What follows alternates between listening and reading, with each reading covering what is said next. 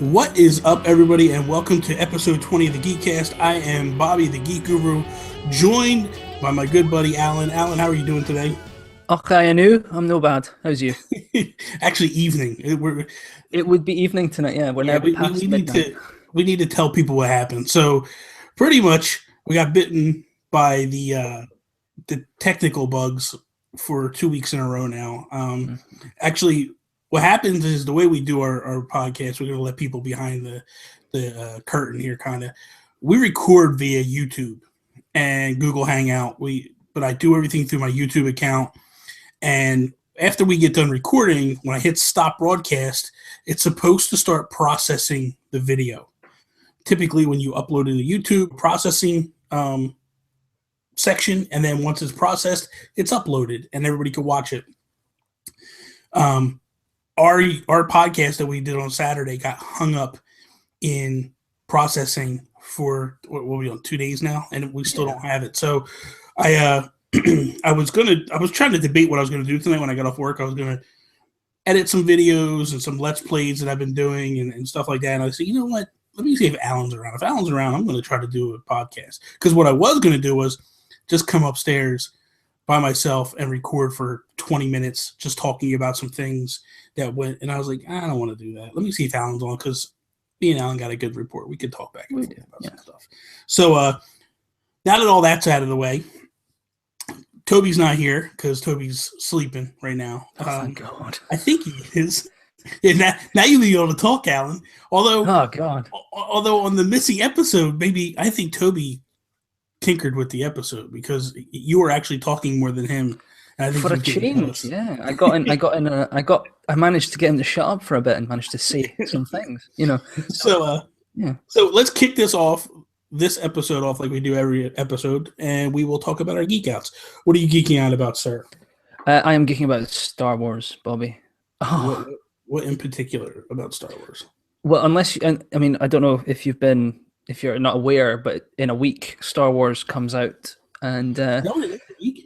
Oh yeah, it's next week. I am ready. I've got my tickets. The 16th, yeah. The 16th of December. Oh, we're a little bit longer we're about 11 days out. 11 days. No, we're not. Where are we? In the United States, we can't add either. I can't read, but I also can't add. We're 9 days out. So we are. It's a little over a week. Yeah. Yeah, so that's my hype. Was out today. Managed to somehow accidentally end up in the Disney store, kind of eyeballing those little BB-8 droids, and Amy giving me the look of, no, you're not buying that today. And I'm like, okay, what about, can I buy that? No, you have no money. I thought you already had a BB-8. Right, I bought BB-8. I went into work. I didn't go into work. I went to town kind of early doors and accidentally stumbled into the Disney store. And I like how everything's an accident with you. My life is just a series of accidents. And they had like 3 left. And the sales girl did good. She's like, oh, once they're gone, don't know when we're getting them back in. So I bought it. But I kept it boxed. And I got the complete buyer's remorse as soon as I bought it. And I thought, yeah, I can't. I had Amiibo come in. I thought, no, so I returned it. So I'm post-Christmas, I think I will finally get my little BB-8 droid. But I can't wait. Speaking of Amiibo, you realize that Matt South, I think, is opening his Amiibo as we speak almost. Oh, is he? Is that what the Periscope thing is? Yeah, that's Periscope. He's going to videotape it live and stream it as he's opening. So, can I take a moment then on the podcast to just say something to him directly? Matt, wait a minute. Keep the profanity down, because I know this really gets to you. It's going to be a minute. Matt, I'm going to find you, and I'm going to hurt you. You've lost. You were my brother, and you lost another soldier today. I have. It's now just me and Toby, and he likes Toby. He came to the dark side. He came to my side, and I have won. You see, we win slowly but surely. We win. After seeing my wall, I've just put it all the 12 up. I'm looking at it, going, "Oh God, I should open these." I can't bring myself, because I don't want you to win. Is the simple fact. You know that tonight at midnight Pacific time, Lucas goes up in Japan on PlayAsia, but also Gold Mario Amiibo goes up in Japan at midnight. Still not in Europe.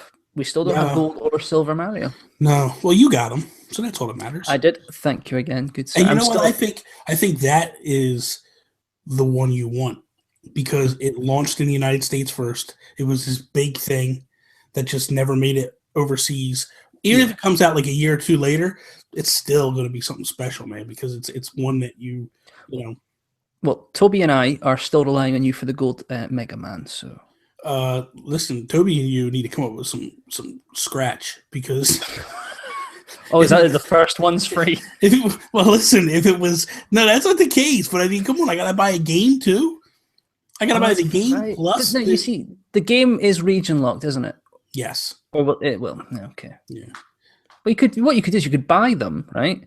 Mm-hmm. Send them people our way, and then you just return the game to GameStop, get yourself some in-store credits, and bam, mum, you got yourself what you want. Yeah. Bob's your mother's brother. You got yourself what you need. How about you pay me? And then I'll return the game anyway and get some extra. No, listeners, this is the dark side of Amiibo. This is I get you in free, and then you pay for the rest. No, we'll figure it out. Don't worry about it. We will. Because they didn't announce it in the UK, correct? Or in Europe? Well, yeah, unless they change their mind. Europe's not getting. It's a digital release only. They're not getting a boxed with the bundle. I mean, it's not to say the Amiibo won't come out, but when you kind of look at the gold Mario, silver Mario situation. You kind of don't hold your breath. Yeah. So my geek out this week was Batman v Superman trailer that hit, and I am through the roof for this. I am really amped up. I can't wait. I'm to the point now where I'm like, okay, I don't want to watch no more. I don't want to see no more. I've seen it all. I've seen what I need to see. Sign me up. Let's get going. Like it's not March yet. Can it be March soon? The only thing I kind of wish that DC didn't flinch and move their date. Because if you remember when this all first started, like Captain America was supposed to be the same day as Batman v Superman. Yeah. And before all this, nobody knew that it was Civil War. They just thought it was Batman v Superman. They didn't realize that, hey, we have something huge getting ready to happen. And they just thought it was Captain America. But I would have loved to seen that battle play out, kind of like in the comic book section, and I think they would have both still made a lot of money. I don't know that it would have cut into any of the profits. I think the movie theaters would have been packed to the gills. I mean, you would have had people going one night for Batman v Superman and then the next night going for Captain America, and it would have been crazy in the theaters. But I think though when you look at go ahead. Well, I think when you look at I think someone broke down the trailer views, and I think Civil War walked all over Batman versus Superman. I think Warner Brothers maybe did the right thing. Kind of, let's have March to ourselves. Let's not go up against, because Civil War started as a small film and just seemed to become this massive Avengers almost. The thing of it is and let's look at the big picture here. The big picture is DC needs to get its legs under it right now and get rolling. Like Man of Steel was stage one.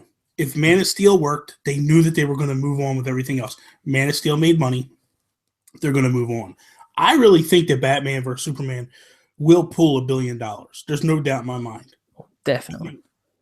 I think Batman movies on their own were pulling close to $1 billion. So if that's alone and then you add the Man of Steel to it, I think there's no reason why they can't pull $1 billion, possibly $2 billion when everything's said and done. But at the end of the day, I think that this trailer is starting to show DC serious. And I think that, I honestly like this trailer better than I like the Civil War trailer. I felt like it was more like I was learning more with the film. Like, and don't get me wrong, like that was the first Civil War trailer that we saw. But I just felt like the only part that I really liked in Civil War was watching Tony Stark get beat down by Bucky and Cap. Like, I love that. Scene, yeah. I love that. That was the best.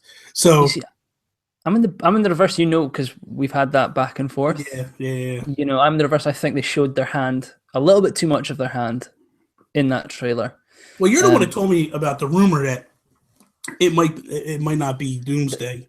There's a fan theory that it might not be Doomsday. I think it's the theory is it's Wraith, but I do think that if you kind of give it they're kind of bringing in the mainstream, it will be Doomsday because I think when you say Superman v Doomsday, that maybe rings bells with people that maybe aren't the hardcore. They've maybe heard the discussion. I wonder if, and this is my curiosity, I wonder if it's Doomsday shows up and there's really not much of a fight.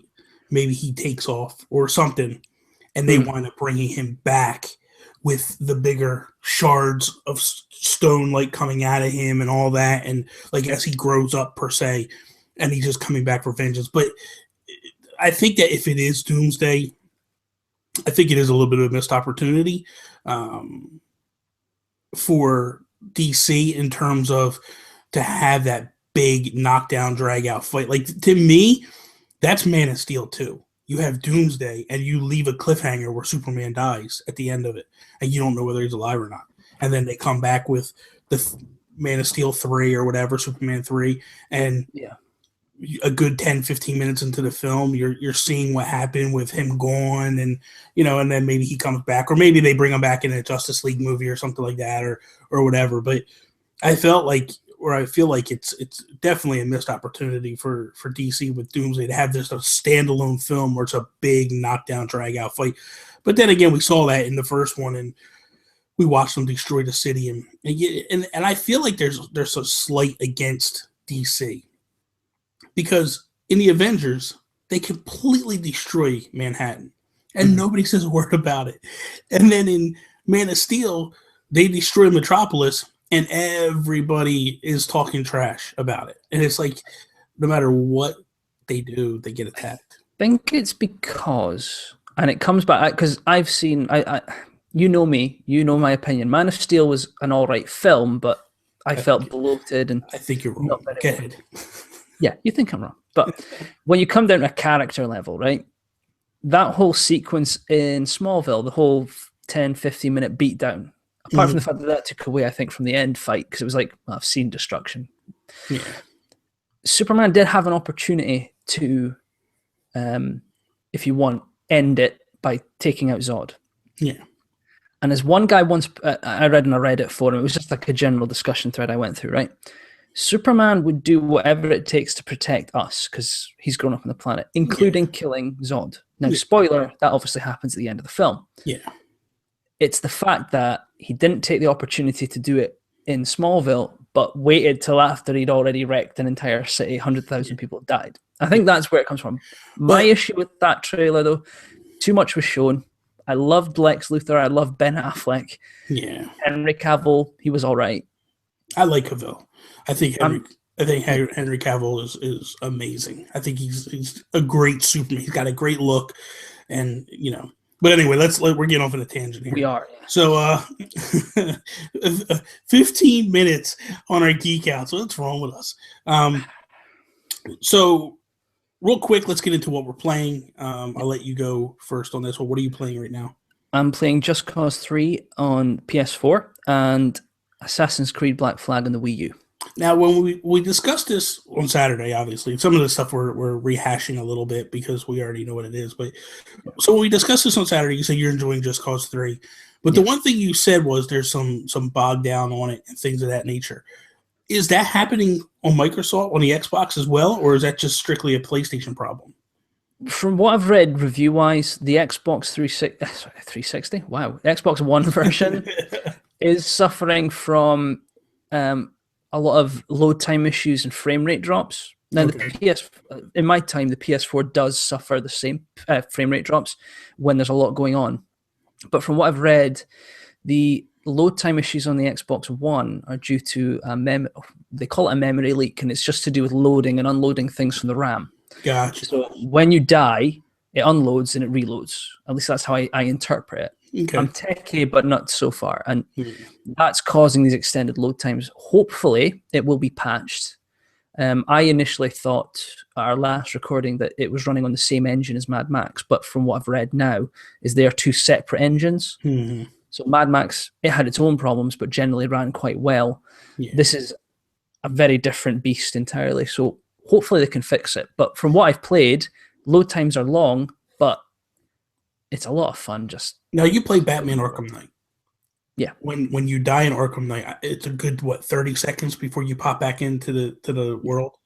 Is it on par with that, or is it worse than that? It's worse than that. Oh, You are. I couldn't I play mean, it. I think the longest is 2 to 3 minutes. Oh, no way. No Just way. loading. I would, Yeah. because you know what, Alan, and I think we've had this conversation in the past, and I really feel about this is the most annoying thing about owning a PS4 is when I buy a brand new game, buy the disc, and I have to download 20 to 40% onto my hard drive before I can even start to play the game. This is not acceptable. No. And Arkham Knight, not acceptable. When you're telling me that I gotta wait 30 seconds after I've already downloaded a good portion of my game onto the disc or onto the hard drive, I gotta wait? No, that's unacceptable. You're telling me that the reason why you're loading all that onto the hard drive is so I don't have to wait for load times, and then I sit there and wait for load times. And I think that It's the not. problem is that the systems were made for you to download the entire game on, and for you not to trade in and sell. And when Microsoft walked out on the stage at E3 and said all that, and then Sony went and get the exact opposite way, I think both companies were geared to go that way. And when they heard the reaction from the people, they backed out. They got scared and they backed away. No, I agree. I mean, on Just Cause, when I put the disc, it's like this weird world we're in.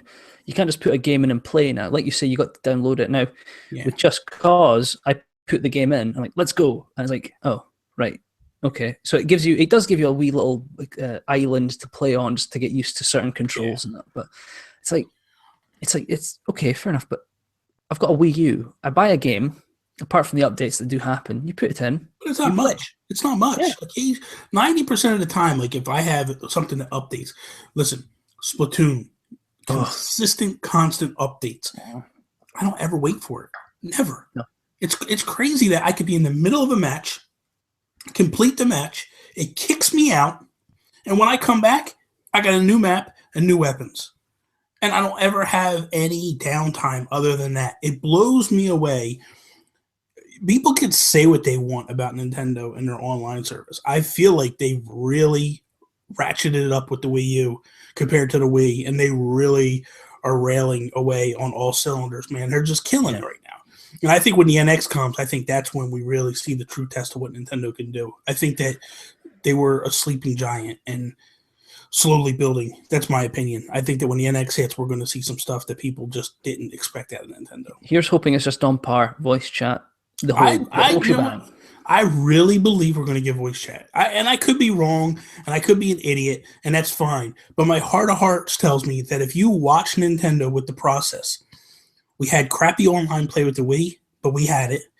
Then when we went to the Wii U, it was solid online. Yeah. But if you remember, the online on the Wii U was crappy, but there was voice chat with it. Like when you had Animal Crossing, you had that Wii Speak, that little microphone that sat in the living room and stuff. And then Monster Hunter, that had online, they have voice chat. I think they realized that when they had the voice chat, everything was bogged down and it was a problem. So then they said when it came to the Wii U, I could be wrong, but I feel like they looked at it and they said, you know what, we need to fix these things. They fixed them. I really, in my heart of heart, feel like when the NX hits, they're going to start with online with voice chat and stuff, and I hope they do. I have a feeling, and my theory has always been with the NX, it'll be how do we maintain our policy of keeping kids safe without giving adults what they want. I think the simple thing is this: if you buy it for your kid, cool, they can play online for free. If you're an adult, you can play online for free without voice chat, but you can pay a premium, you'll get voice chat and some extra things. And I would be all for that. I would sign up for that in a minute. Myself, I'm playing a game and I'm under an embargo, so I can't talk about the game too much. I can say that I am playing the game. I am playing SteamWorld Heist. I was part of the ambassador group. I won a contest that got me into the ambassador group, and what that entitles me is for every game, for every console that Heist comes out on, I get a free copy as well as 2 additional copies. So I got 3 copies for Heist. One I gave to Toby, and one I'm giving away in a contest. The video should be going up this week. Unfortunately, Allan is mad at me because I didn't give him one. I'm not mad. I'm not mad, but I will say that anyone listening to this, please tweet at Bobby with the hashtag "Be Nice to Allan" to send Allan a code for 3DS. That's all I'm asking. I don't have a code. I don't have another code. What I will do for you is when it hits HD, you will be the first code that I give. You are a sexy man, you know that. Because I know you like sleek and power, man. So you want that PS4 or Xbox One code. So I'll give you one. You know what I mean? I'd rather have the PS4 because Xbox One, you know, issues. Nah, that's fine. I'll give you the PS4. Oh, shit. Still the Xbox ones. I can't really talk about the game, but the one thing I will say is I have a contest coming up. It's going to be announced. The winner will be announced probably on the 10th or the 11th. Haven't decided yet exactly the whole gist of the contest yet. But in that contest, I am giving away a 3DS. It's from my own personal collection. I'm giving away one of three different 3DSs. I can't even spit it out. I got a Yoshi one, I got a Red Smash, and I have the NES one with the NES controller. So I'm going to give those away. One of those away. A digital copy of Heist, and then Brian from Image and Form was so awesome and actually gave me another digital code for SteamWorld Dig. So I told him what I was doing, and he was like, "Oh, please let me give a Dig code as well." And I was like, "All right, I'm all cool with that." So that's what I'm doing with that stuff. Other than that, I've been playing a lot of Splatoon, loving Splatoon. So we're gonna move on. That's enough of all that gaming. Should we clarify for the competition? It's open to North America and Europe. Obviously, if you get it in Europe, anybody wants it. If someone in Japan wants it, they can have it.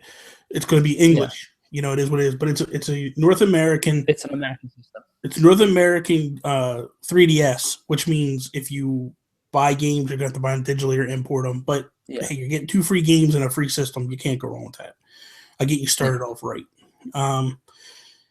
Okay, so the first thing I wanted to talk about was the big shocker news that came out today, and I'm excited for it. I'm happy about it. Is Minecraft on the Wii U. This morning, I guess I woke up to the news pretty much, was the UK Twitter account announced that it's coming to the Wii U in the UK. We didn't hear anything in the States, but you kind of knew it was going to come anyway. And then I think it was like 1:00 in the afternoon, we finally got the tweet from NOA that we are in fact getting Minecraft for the Wii U. Now, basically what they're saying is it's a little bit more expensive than typical. It's $29.99 as opposed to the $20.99 or $19.99 normally it is. People are upset about that already. People are upset about that. A lot of facets. Nintendo fans upset about something? Surely not. Imagine that. Wow. I know. Let's beg for something for 4 years, and then we finally get it, and then we complain about it. So, regardless. But there's going to be off-screen play. So you're going to be able to play this off-screen.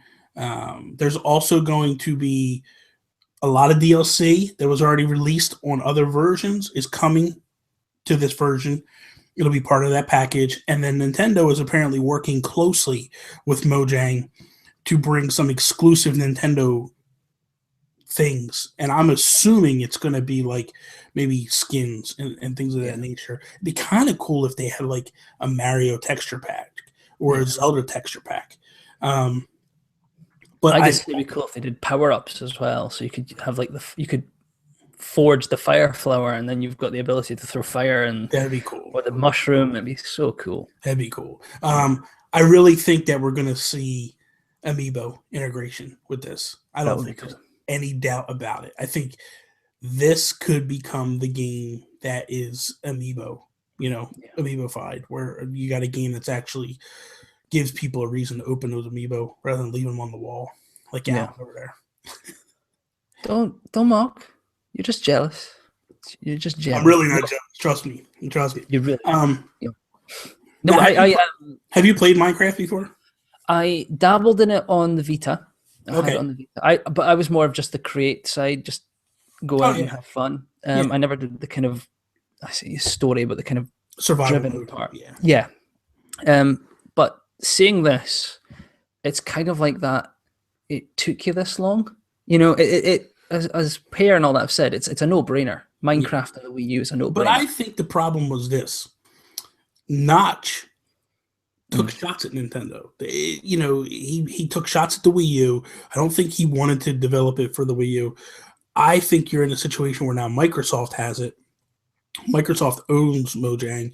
They got to make back a lot of money, and they're not in that boat where they can be like, we're not going to put it on that console because they're a competitor. They need to put it out there and get it all over the place. Myself, is it that Microsoft's now the only or the biggest third-party publisher on the Wii U? One of, yeah. Definitely one of them, because they're also bringing. They have the Telltale game, the Minecraft game coming as well to the Wii U. So I think that we're in a situation, like, for me personally, I love Minecraft. I never played it before, never touched it, and when I got my PS4, I started playing GTA with Toby and his buddies, Mike Drummy and all them guys, and Alex and Pete. I wanted to make sure I got all the names because I don't want to just say Mike Drummy and then they all get mad at me. But we all, we were playing online with those guys, and they're really good guys, and they're a lot of fun. Well, then one day Toby's like, we're playing GTA. We need to play something else. Let's play Minecraft. I'm like, I don't know about Minecraft. So he's like, we'll get it, we'll play. So I went and I bought it, and we started playing, and I fell in love. And not only did I fall in love, Toni fell in love. And every time I would fire it up, she would want to play. So much so that I could not stand split screen. I could not stand playing that way. And I actually debated buying a second PS4 so she could play up here and I could play downstairs like we do with our second Wii U, and when we play Mario Kart. So now that I hear that it's coming to the Wii U, I'm like, this is awesome. So I'm like, I could play downstairs, you could play up here, we could play together, and just have a lot of fun, So I'm looking forward to it. I can't wait for it. Yeah, and if they've got a Doctor Who pack like the other ones, that'll be worth you having a go. Yeah. Are you going to get the game? I'm on the fence. I like I say, I only dabbled in the kind of messing about building things. See, I think this. If you get it, then myself, you, and Toby, and a couple other guys could get on and go adventuring and stuff. And it is a lot. The survival mode is a lot of fun. And if you get on, I really believe this. If you get on the game with someone like me or Toby that have some experience, that know how to build, that know how to craft, and can kind of talk you through it, it makes the game so fun. Because when I played the game first, you go through the tutorial. I hated the game. I'm like, you know what? I bought this game. I'm going to go online with him this weekend. I'm going to play, and I'm never playing again. This game is horrible. I couldn't figure out how to do nothing. I kept getting killed. I couldn't figure out how to cook. I'm dying. I'm starving to death. I'm like, this game is horrible. I want nothing to do with this anymore. We played that weekend, and I got hooked because Toby started teaching me everything and started showing me this is what you do. This and survival mode, like creator mode, is fun, but survival mode is a whole other animal. And when you get in there, you just start building and building and building, and then you got to actually go out and mine things, and it just takes on. It reminds me a lot of Zelda, in the terms of when you played that original Zelda, you just ran off. You just went out and did your thing, and you didn't know where you were going, and you just figured it out. Yeah. So, no, I'm interested. I've got story mode. I'm playing that, and then I've got. Well, the thing that kind of scares me is that Xenoblade Chronicles X. That's going to be on my to-do list, and from what I'm reading, that's a hell of a time sink, and that's Now, we were talking about it today. Everybody kind of got their reviews out, and IGN came in very late with their review. Kind of didn't score it as highly as people expected it to go. A lot of other sites were scoring it high in the 90s. I don't know. Metacritic is like in the high 80s, isn't it? I think it's sitting at 85, so I think he's in the ballpark with that. Yeah. He's tracking with it. I think that he gave it an 8.2, and people are upset about it. My thing is, and what I find to be slightly annoying about Jose in terms of his reviews, are he's it's got a negative slant on it for me anyway, for my taste. And it's not, you know, if you listen to him on NBC this week, like he's talking great about it, but then he's got to go into all the, and he has like a long laundry list of negative stuff. And it's like, okay, look, I get you want to talk about the bad with the game as well, but when you talk about the bad, you just make it sound horrible. Like it's the worst thing ever. And it's like, if that's that bad, stop playing the game. He took shots at storytelling and things like that. And for myself personally, like I think that people, it amazes me sometimes because some of the complaints I'm hearing could possibly be sent to the original version as well. But I feel like the original version, the one that I just played on the 3DS, is a great game. It's a great story. It's a lot of fun. It's a lot of hours you have to sink in order to get going. But what are your feelings like on the reviews and what's coming in on everything? It's a weird one. You read his written review and it kind of highlights everything you've said. He has he has moments where he says this game is a glowing example of that genre. I mean,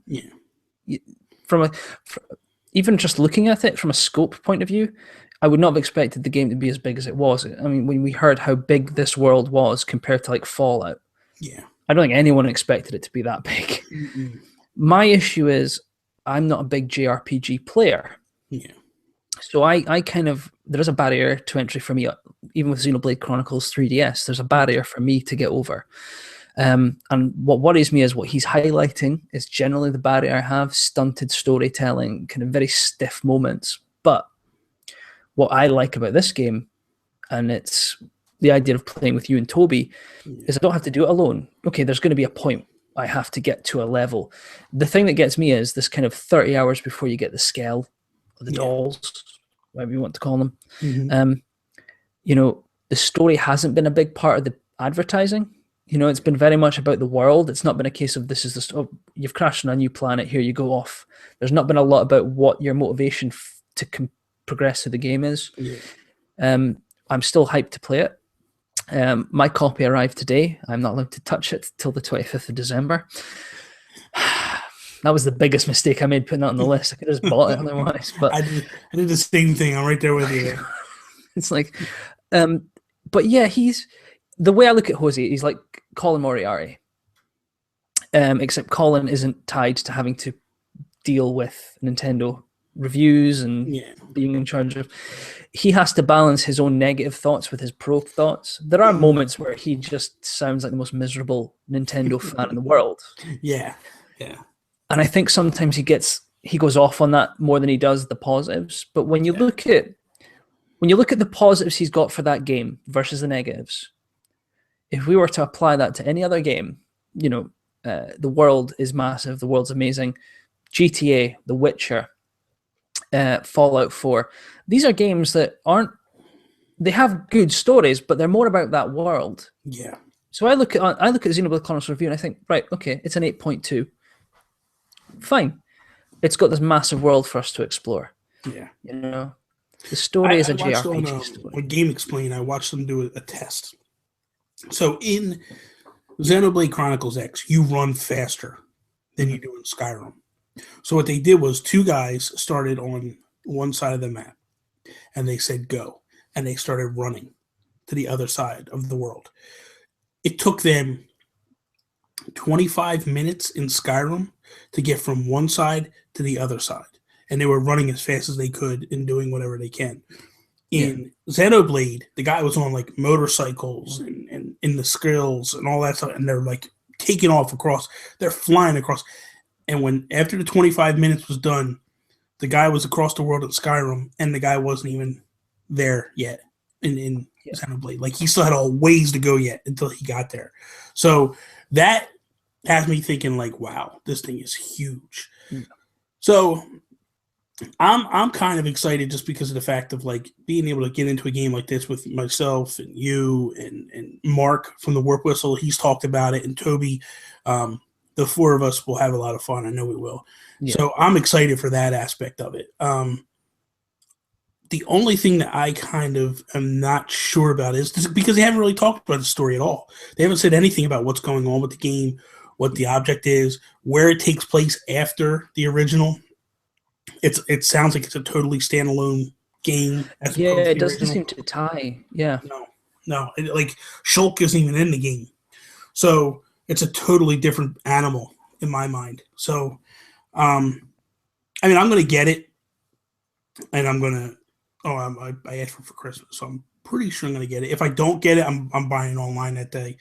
So I'm ready for it. But um, real quick, I wanted to because we're right about 36 minutes, and I don't want to go full length on this one just because Yeah, I I'm still know. got to edit this thing tonight. But real quick, what were your thoughts of PSX in a whole? My thoughts. 1 hour was brilliant. Yeah. 1 hour was the most painful E3 conference you've ever seen in your life, and that's how I sum it up. A lot of good things came away from it, but equally, a lot of balls got dropped that night. That was not a euphemism. I wonder if PSX is a victim of doing too much this year. You know, they're at PSX, they're at E3, they're at TGS, they're at PAX. They're doing all this stuff, and they're showing all this stuff, and it's like, how much stuff do you really have to show in a year? Like, I feel like they're wearing themselves thin. I would almost expect to see them drop 1 or 2 shows and maybe just go with an E3 and then PSX in the future. Yeah. It certainly makes sense to do that because Sony, not notoriously very good at kind of, I think with like their first and second party stuff, it's not always the most transparent of what's happening. Yeah. But PSX, you know, it started strong. That Uncharted demo was brilliant. You know, I was like, dialogue trees. Oh my God, replay. But seriously, let me ask you a question. Aren't you at the point where you're like, okay, enough of Uncharted? Just give me the game. Stop showing me stuff for the game. Like, I feel like at some point it's like, you got to stop showing me this. Show me something else. I think so. Well, you know what gets me is when they're showing you stuff, they're showing you new things. I think the first demo they showed where you're stealthing through that map, you know, you've got multiple paths. And there's the new context sensitive. So it's like you knock the guy down, you grab the gun from midair, and you're straight into the shooting the guy. These are all new mechanics of gameplay. And that seems to be something that's been passed. I think the only time that really changed was probably the demo where you had the car driving through the city. I mean, in terms of fidelity, we saw that cover no longer is permanent. So maybe a gameplay mechanics change there. You're not able to just sit and wait. Yeah. But this was another case of, well, now from a narrative point of view, it's not just a linear narrative. We've now got dialogue trees. So how does that affect gameplay? Are they going to have multiple endings? Are you going to have this, you know, draw, come back and play this game again? That's why I was just, as soon as I saw it, I thought, dialogue trees. Oh man, how is this going to affect the story? How, if I go back and start from this point and play again, but change my selection of this, how is that going to affect what I do at the end? And I was just, and again, fidelity wise, that game looks amazing. Yeah, that game looks really good. So and good. I'm to the point where I haven't even, I played 1 and 2, and I've got 3 resting, and I'm waiting. February, I'm going to pop 3 in and beat that, and then hopefully April or May, I'll be digging into 4. But I did kind of what Toby said, just kind of waited.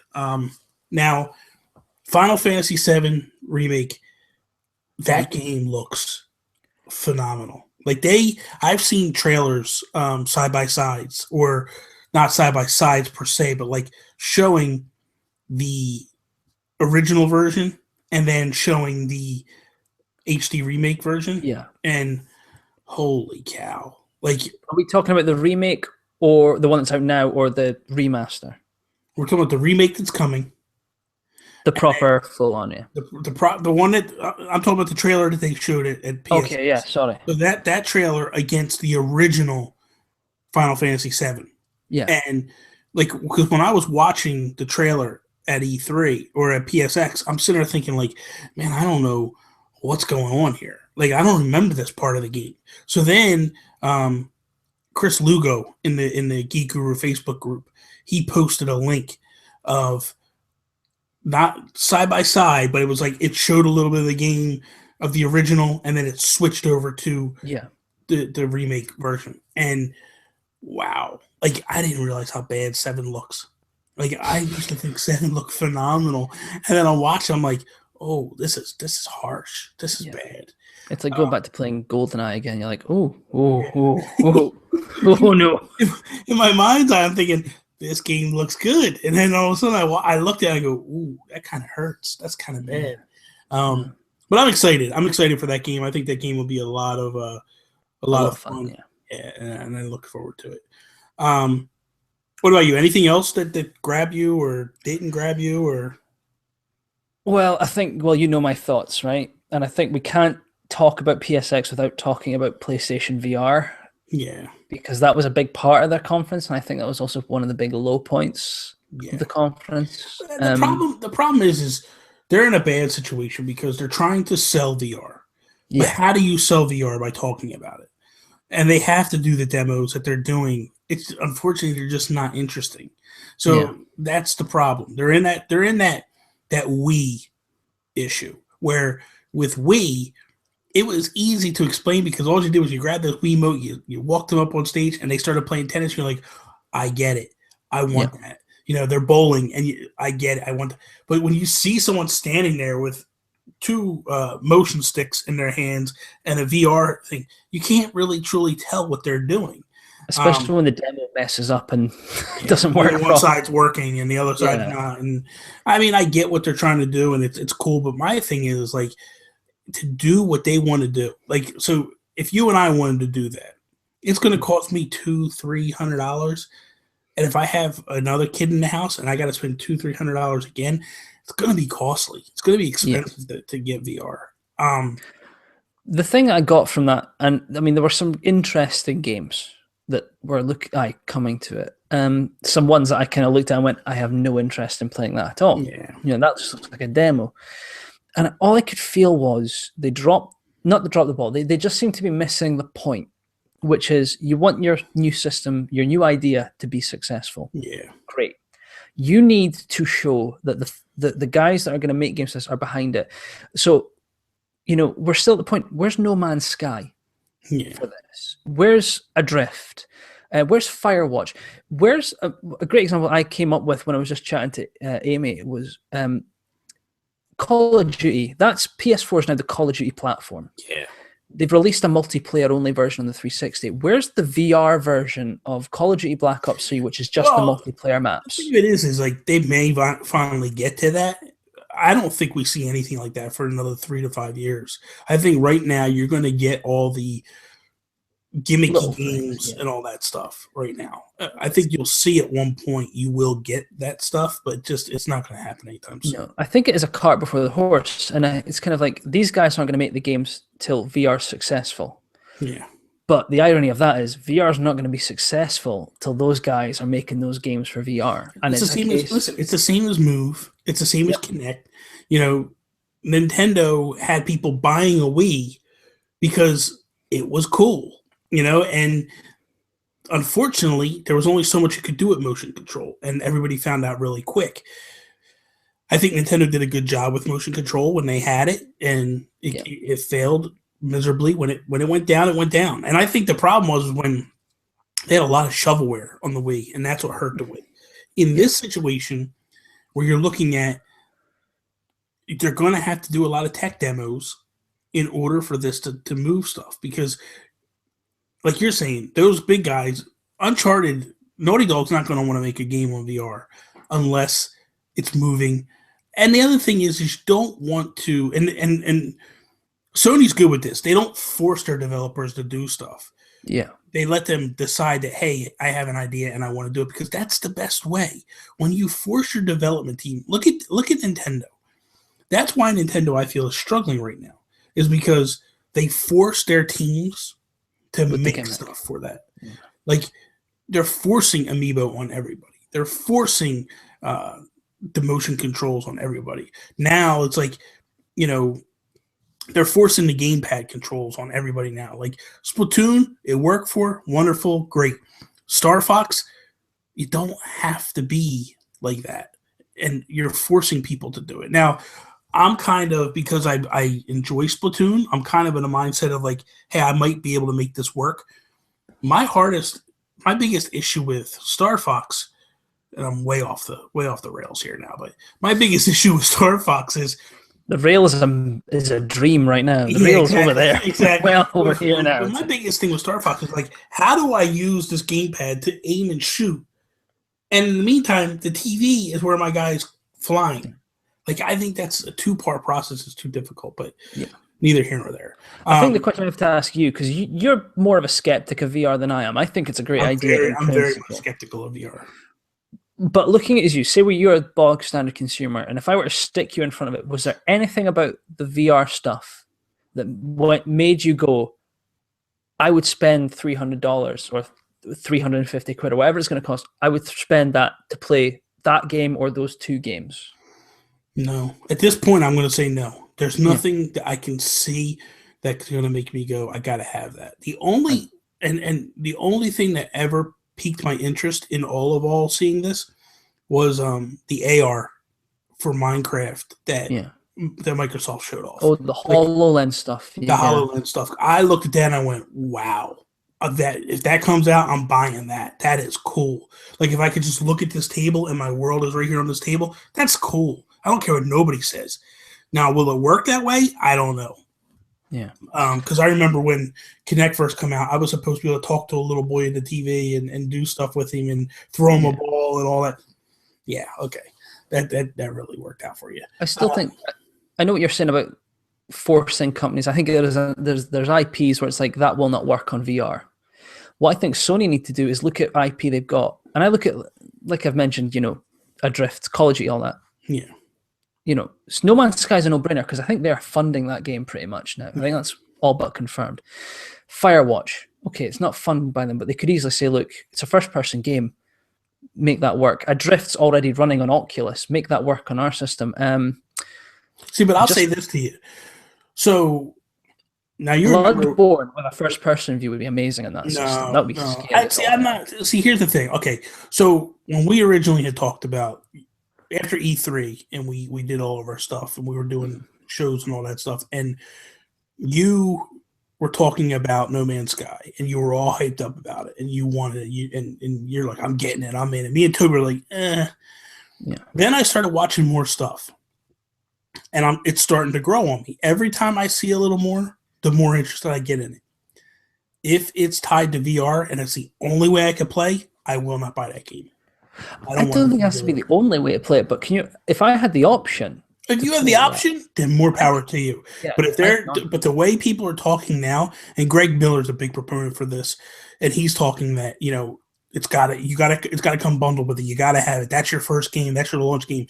Okay, I get it. It works for that, but I will not buy it. And the reason why I will not buy it, and this is why VR does not do anything for me. I can't play first-person games. Destiny is the first first-person game that I ever played that I did not get sick to my stomach with. So knowing that, I have no desire to dive into a VR where I got the thing strapped on my face and I'm stuck in first person because I know I'll get sick and I don't want any part of that. And that's my biggest downfall is with the game. Now, there's a lot of first-person games out there. A lot of people who love first-person games, and they would love VR. Unfortunately, VR is just not for me, and that's just, But for someone like you play a lot of first-person games. Yeah. This is great for you. It's I really want it. It's my next purchase, pretty much, I think, next year. That's it. You're buying the NX next year. And if you don't buy the NX... The NX is a different conversation for a different time. It's not going to be until 2017. You're crazy. 2017. Would you stop? 2017. Stop. Yep. Summer 2017. They're not going to have games ready for it. Don't sigh at me with your Batman shirt on there, right? Okay? Listen, they have Minecraft now. That's all they need. That's all they need. They need a lot more than just Minecraft. No, can we touch on one more point? Because I know we're pushing for time. Go ahead. We need to. Because the episode that died, sadly, I thought was like our best episode. You know, this episode is but a tribute to it. Tenacious D reference for anyone that gets that. But the Game Awards obviously happened as well. Yes. A lot came out of that. Trailers, your Batman one, which there was an uncomfortable text conversation with Bobby about that. There's a lot of expletives used. But I think stop. Let's go. Yeah, it's wrong. I think the best thing that, or not the best, but the most enlightening thing that came out of that was the Kojima moment where he. And I think we need to touch on that because we had that was a really good part of that last episode. Oh, for me personally, I felt like it was the biggest scumbag thing that I've ever come across and I've ever witnessed in my life. Like how you own somebody that you tell them they can't go somewhere. You know, I can see you saying that like, hey, we don't want you accepting this award on our behalf. You're not to go on the stage. That part I get. But to tell somebody you're not allowed to go to the award show or else we're going to, you know, file a suit against you, that's a joke. That's you know, it's classless, you know, and we talked about in the last episode, I truly believe that what Konami tried to do was to tarnish Kojima. Yeah. Follow me here. You already know where I'm going with this, but the listeners, I think that what the idea was Kojima was coming. Everybody knew he was coming. They were hyped about it. They pumped it up that Kojima will be here and all that stuff. I think what Konami's game plan was to have Kojima no-show, but was not expecting Jeff Keighley to come on air and throw them under the bus the way that he did. I think they expected him not to show because the lawyers threatened him because he was getting ready to get on the plane. Like I guess he was at the airport when he got the phone call. So they waited to the last minute to kind of stick it to him. And I think that he totally I think it was their game plan to kind of make him look bad in the fans' eyes. Because right now, the fans' eyes, he's a god. He can do no wrong. You know, he's their messiah, you know. And I think that was their way to, like, stick it to him a little bit. But it backfired in their face. Absolutely. I mean, obviously, my theory was he was going to have a 2-part announcement at Game Awards and then continued on at PSX. That was completely blown out of the water. But for me, it was just the refreshing. This industry, it's very closed off. PR control it, and Jeff Keighley just literally. I was just expecting the usual transition to another video, and he's just like, no. Before we do that, here's the situation. I'm just going to give it as it is. Konami are pretty much just being brats about this. F Konami is the way I feel. Hashtag F Konami. Yeah, and my feeling is this: is if Konami continues to make games, whether it be mobile, whether it be virtual console, whether it be whatever, I will not buy another Konami game ever again. Now, people might go, oh, well, what's it matter? Because they're not making games anyway no more. No, they're still selling games. They're going to sell games on virtual console. They're going to sell games wherever. If they come out with a Castlevania thing, I'm not buying it. If Simon Belmont becomes a DLC character for Smash, I will not buy it. Because buy the amiibo? No, I won't. Because you know why? Because that means that's money. You know what? Let me stop. Part of that money goes to Nintendo. Yeah. And now I'm torn because I'm sitting there going like, man, what if Snake shows up in Smash? Do I really not buying Amiibo? Well, I say games. I didn't say anything about Amiibo. So, okay. I will buy the toy, but I will not download your DLC character. I will buy the toy, but I will not. Man, I totally 180'd on that. I am such a hypocrite. It's just good to know where your line is. Yeah, my line you'll go. It's up, and then because as you said that, and I'm like, no, I'm not gonna buy. And all of a sudden, I saw the pictures in the background. I'm like, man, do I really want to go without one Amiibo? Like, I don't know if I can do. Welcome to the hell we Amiibo I am a loser. I have no conviction whatsoever on certain things, and it's not this. That's for sure. We're doing a Gold Snake. They're doing Gold Snake. Let me buy 10. Let me buy 10. So, all right. So, That is all. Thank you guys for listening on iTunes, SoundCloud, Stitcher, if that's how you listen to us. If you watch us on YouTube, we really appreciate that. Remember to like, share, and send this out to all your friends. Let them know about us. That is all. Peace, mother. Cheerio.